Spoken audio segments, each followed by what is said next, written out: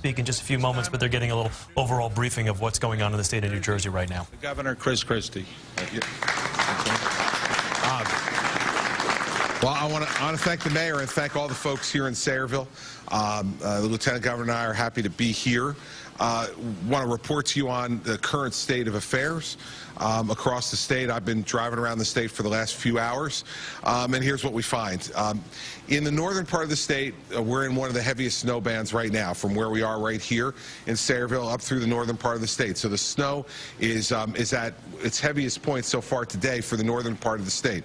So for the folks from here in Middlesex County, north, all the way up to Bergen County, stay home. I mean, I've been saying that all day, but you're in a particularly bad time now, and I've just been out on the roads for a couple hours, saw a lot of people off the road, you know, not being able to move off exit ramps, etc. So don't put yourself in a position, I don't care whether you have a four-wheel vehicle, four-wheel drive vehicle or not, it's just very slippery out there right now, and the snow is difficult, and the visibility is no more than a quarter of a mile. So for anybody out who's at home right now thinking this might be a good time to go out in the northern part of the state, it is not. So please don't. In the southern part of the state, we're seeing continued accumulations of snow. You know, I think we can wind up in that part of the state getting at least 2 feet of snow. Feel good. I was just at the Department of Transportation Control Center in Woodbridge. The roads are being cleared. They're passable for emergency vehicles. Let's please not put more vehicles out there. I saw a couple of snowplows on Interstate 287 that were stopped because they were being blocked by vehicles that had gotten stuck. This just damages our ability to be able to get the roads clear. So we declared a state of emergency last night. We're asking you to stay off the roads. Please stay off the roads. But we're getting those roads cleared not only here but in the southern part of the state. At the Jersey Shore, we've made it through the first high tide, which was at 6:45 this morning, with most of the shore being in very good shape. Some minor street flooding in the northern part of the shore. The only place where we're having any kind of significant street flooding is very, very far south in Cape May County, places like Avalon and Stone Harbor, Sea Isle City. We've got some significant street flooding there. That water is receding, and the information we're getting from the National Weather Service now, as of now, is that the high tide tonight will be less significant than the one this morning, and the one tomorrow morning will be even less significant than that. So for the folks down in Cape May County, I'd say to all of you, we're probably in as good a shape, as bad a shape now as you're going to be. It'll get better as the day goes on, but we're going to continue to monitor that. The DEP Commissioner, Bob Martin, is working closely. He's been on the phone with the mayors down there directly to make sure we're communicating. This morning, I had a phone conference with all of the mayors in the state who wanted to sign on to the call. I think we had close to 300 mayors on the call. We gave them a full briefing on what the status was. That was at about 8:30 this morning. And if we need to have another one of those calls this evening, if circumstances change markedly, we'll do that. On the power situation, so far so good. We've got about 90,000 outages across the state. Most of those are focused in the southern and central part of the state. So the Atlantic City Electric area down south has about 50,000 outages, and the JCP&L service area in the central part of the state has about 40,000 outages right now. We anticipate those will go up as the day goes on for 3 reasons. First, for the heavy, wet nature of the snow that will, lean on trees. Trees come down, take down wires. That's a problem. Second, some fairly high winds. Now, not quite as high winds as they were anticipating or forecasting earlier, but still significant winds that will, with heavy snow, take down some of those wires. Third reason is that we're having some substation failures, especially down in the Atlantic City Electric area. That's good news, though, for those folks, because if we can get this, we can get those substation failures fixed much more quickly than the individual pole-to-pole work on wire work, which we can't do until the winds subside because it's unsafe to put folks up into those bucket trucks. But on the substations, we can do that. So for about 10 to 12,000 of the people without power in Cape May County, that's a substation problem, and we hope to be able to have Atlantic City Electric getting that fixed relatively soon, hopefully before the end of the day today.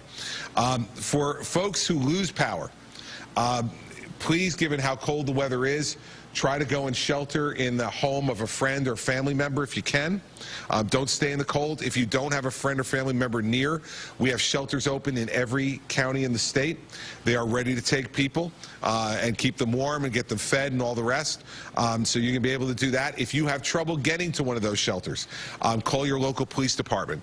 They'll work with you and coordinate in order to get you to one of those shelters if you need to be sheltered because of the cold. This is my 17th snow emergency in 6 years, so we know how to do this. I've been in constant contact with Governor Cuomo. We're making decisions regarding the roadways in the northern part of the state that lead into New York City in conjunction with the governor. I just got off the phone with him. We're going to continue to evaluate this. There may come a time where we decide to close the Hudson River crossings because of the wind situation and because of the snow accumulation on both sides of those crossings, both in the northern New Jersey side and in New York City. But that's a decision that Governor Cuomo and I will make over the course of the day. But be assured, I've spoken to Andrew 3 times today. We're continuing to talk with each other on a regular basis, compare notes, and make sure that if there's any action that needs to be taken by the Port Authority of New York and New Jersey, that we'll be able to do that in a coordinated, cooperative way, as we always have. And so I've spoken, we've also made briefings available to the leadership of the legislature, the Speaker and the Senate President in the last 24 hours, and so they're aware of what's going on as well, and we're obviously available to deal with those folks on an as-needed basis. Lastly, I just say to everybody that try not to buy into some of the hyper talk that goes on at times around this stuff. If you stay inside and stay warm, you're going to be fine. If you lose your power, we've got a place for you to go if you don't have a place to go. But the biggest way you get yourself in trouble today is if you decide to go out and try to brave it yourself. Then we've got to go get tow trucks out there to get you out of snowbanks, and it's very, very dangerous and slippery out there. So please refrain from doing that if you can. If you do, this whole thing will be over by late this evening in the north, by early this evening in the south, and then we're looking for good weather tomorrow. Clear weather, sunny weather, which will help to begin to melt some of the snow and, in fact, give us an opportunity to get everything cleaned up so that we can be ready by Monday. Also, forgot to mention New Jersey Transit. Obviously, New Jersey Transit is closed now. We closed it at 2 a.m. last night. That was predominantly for getting plows on the trains so that they can clear the snow off of the train tracks so that we can get a head start on trying to get ready for the Monday commute. We can't make any guarantees yet because we don't see what the full extent of the storm is, but I would hope that New Jersey Transit would be up and ready to go in time for people to make their commute on Monday morning, but we'll keep you up to date on that as well. So I'll stop there and take any questions from the folks in the media who are here. I want to thank the mayor for hosting us, and I'll be continuing to travel around the state all day today. Governor, I know you said that the 7 p.m. high tide isn't expected to be as severe, but what can you tell us about the areas that have already been flooded, what they can anticipate for that? Well, the water's receding. We see already in the places where high tide was at 7 a.m. this morning, as the day progresses, that water is receding back out. And what we're hearing is that there won't be enough water that has stayed when combined with what's going to come in a more moderate way in the 7 p.m. high tide in order to necessitate evacuations broadly or be concerned about significant property damage. So we're always going to have a little bit of property damage, and I think it's a good opportunity to talk about this. If you look at what's happening in Margate, in Point Pleasant Beach, 2 places that are fighting hard against the dunes. You know, I saw today on your Philadelphia affiliates that early this morning already, there was significant water in the streets in Margate and ice that was floating up the streets that had already gone over the wall that the residents and the government in Margate says is good enough to protect them from any storm. Well, this is certainly not Superstorm Sandy, and those streets were already flooded this morning at 8 a.m. Point Pleasant Beach, the same thing. There is significant tide coming in, and again, these are folks who are fighting against it. And here's the result of it. Not just in Point Pleasant Beach, but if you look at Ortley Beach, which is part of that project, which has been stopped because of the objections of 17 people in Point Pleasant Beach and about 30 people in Bayhead. Ortley Beach is being pounded. Now, we put a lot of sand up there at the request of the mayor of Toms River, but that sand is already washed away. And if we had the dune project moving and close to completion in that area, those people in Ortley Beach would not be suffering the damage and the loss they are today. So if the people in Ortley Beach sustain that kind of loss and damage, they can send their thank you notes to the people in Bay Head and the people in Point Pleasant who continue to fight what is an environmentally sound and necessary project. Give you a point of contrast, in Maniloking, where we have the sheet piling project done on Route 35, Route 35 is open in Maniloking. And so, you know, we really need to get moving on these dune projects. It's 3 years post-Sandy. This should not be being held up by what I really believe are a few very selfish homeowners who do not want to give in to the idea that we have to build these dunes by using the fake excuse that somehow I want to build a boardwalk or a Ferris wheel or a hot dog stand or public bathrooms on the strip of land that we're taking.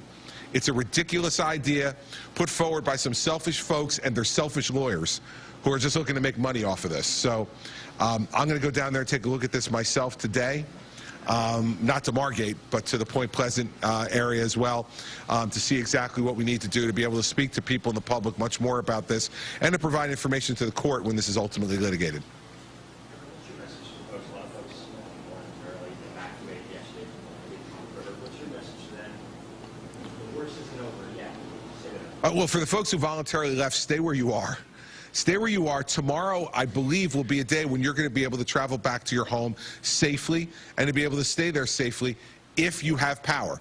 And that we won't know until, you know, the whole storm passes. But assuming that they have power in those places, I believe they'll be able to travel safely home during the day sometime tomorrow. Maybe not at 7 a.m., but certainly by later in the afternoon, they'll be able to go home. So if they've voluntarily evacuated, as I know Barnegat did, and some of the other towns up along the coast, stay where you are. You're much safer there. Don't try to go back now. The weather is not good for you traveling on the roads in particular, and we just don't want to see you get hurt by trying to get back to your home. Believe me, in those places, I authorized this morning the state police to deploy forces, National Guard forces to the far part of the state, along with high water vehicles and swift water rescue teams and regular state troopers to make sure that we're patrolling those areas so that you don't have to worry about crime in those areas, and that if we do need to take any rescue steps, if things were to get unexpectedly worse, we have those assets already pre-positioned and ready to go.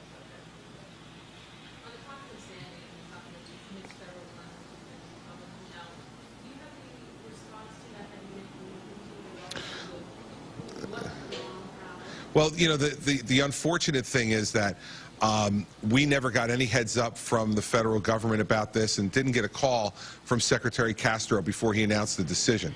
And I think that's unfortunate. It's contrary to the good working relationship that we had with Housing and Urban Development when Secretary Donovan was in charge. I spoke yesterday to Terry Brody, who's the head of the Governor's Office of Recovery and Rebuilding, and we'll have a complete report that we'll be willing to put out in the next week or so about our side of this story and how we participated in the process. But you've only got one side of the story so far, so we'll be happy to fill it in. This kind of intervened and became something that we had to deal with more immediately than that, but we'll be ready next week to deal with those issues.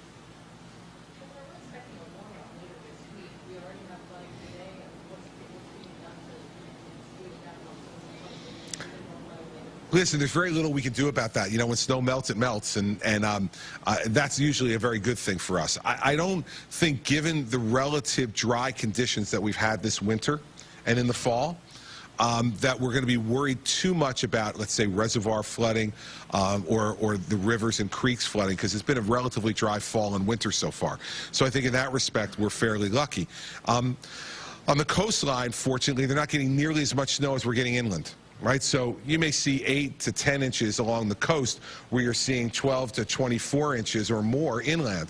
So inland, where it's been relatively dry, I think we'll be able to absorb it fairly well. We'll keep an eye on it. At the coastline, where it's flooding now, they will not get nearly as much snow, so the melt will not have as big an effect. The only thing I'm concerned about now is the Back Bay areas. The Back Bay areas are often not given nearly the attention that the ocean front is, but the Back Bay areas can become a problem from a flooding perspective. So the Commissioner of the DEP is keeping an eye on that for us. And again, if we need to evacuate anyone, we'll let them know. But we're, again, still not at that point and don't think we'll get there. But the snow melt, I think, we're fortunate in the respect that we've had a dry fall and winter so far. So a lot of our reservoirs and rivers and creeks will be able to absorb a lot of this as it melts. And on the coastline, they'll get less snow than anybody else because of the warmer weather right at the coast with the wind blowing off the ocean. Governor, just overall to assess how you feel the folks, DOT and everyone on roads have been able to handle this, just sort of give us an overall. Yeah. Is it worse than we expected or about what? About what we anticipated. There might be a few more inches of snow up north than we anticipated, 3 to 6 inches more than they originally forecast. But again, we have 3,800 pieces of equipment that DOT has put out there. We have 228,000 tons of salt.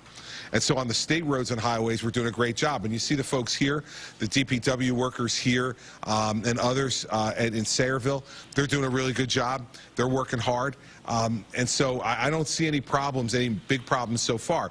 But listen, I was on Interstate 287. The biggest problem right now is visibility. It's only because of the wind and the blowing snow. Like I said before, I think it's maybe a quarter of a mile visibility.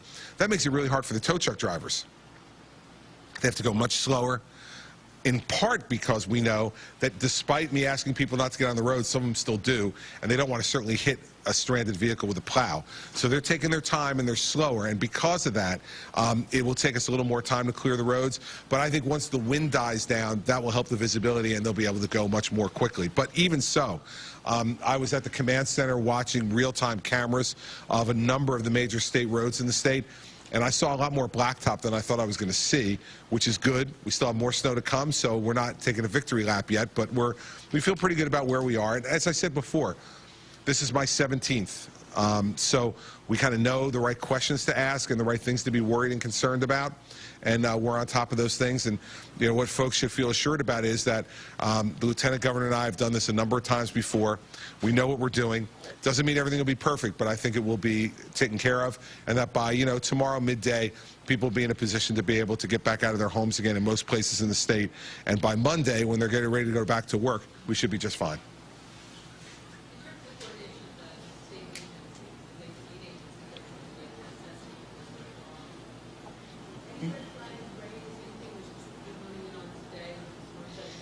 Not really. I just met with all of them. The storm team, really, we're focusing on sheltering in the southern part of the state to make sure in Cape May, Atlantic, Cumberland, Salem, Gloucester, that all the shelters are open, ready to go, so that people, as it gets later in the day, if they lose power, that they can get to a shelter and there's a shelter open and near them. That's one. Second thing is just keeping an eye on the flooding. I don't think that we're going to have a big problem, as I said before, but you can never count on it. So you just got to keep your eye on that. I think those are the two biggest things we're looking at. And then third is obviously to have our DOT stay on top of keeping the roadways clear. Try not to fall behind. Now, that's a difficult task during parts of the storm, because in parts of the heavier bands, you're getting 2 to 3 inches an hour. That's a lot to keep up with in low visibility. But I think they're doing a good job. And 287, as I told the commissioner, there were some places that were very, very good, some that were a little more spotty. I let him know where those spots were. And I think that's really much more a function of visibility than it is a function of not having enough equipment out there. We have 3,800 trucks, and they're in the southern part of the state. As the snow's lessening now, we're going to a salting routine because we want to make sure that as it melts, we don't have a lot of refreezing going on and making the roads that much slicker. How much of what you're seeing today, the progress you're talking about, is because crews have been out flying for the last few years? Really important. The fact that we got enough notice that there could be an incident allowed us to go out there and brine the roads. And what that does more than anything else is the first pass with the plows becomes much more complete because you've brined the roads, they're ready, and you can get much closer to blacktop on the first pass through. And so the preparation that Commissioner Hammer did with crews and that the local folks did on their roads as well is really important part of staying on top of this and not letting it get away from you. The worst thing that can happen in this stuff is if it gets away from you. We saw that late in 2010 when the snow was much greater than we thought it was going to be, 3 feet or more. When it starts to get away from you, it gets very difficult because people start to get stranded.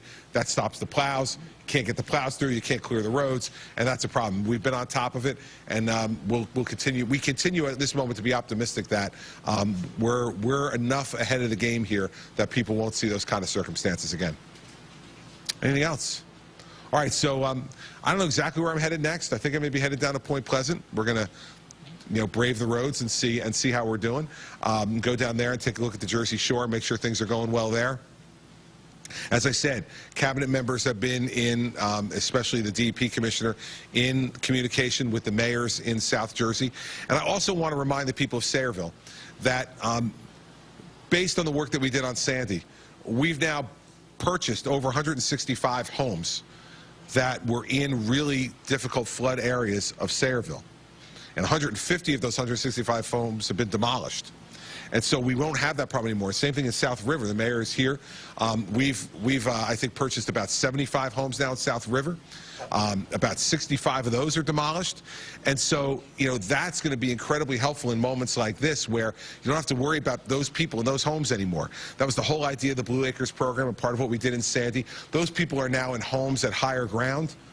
Where they do not have to worry about losing their belongings and having their lives threatened because of the repetitive flooding.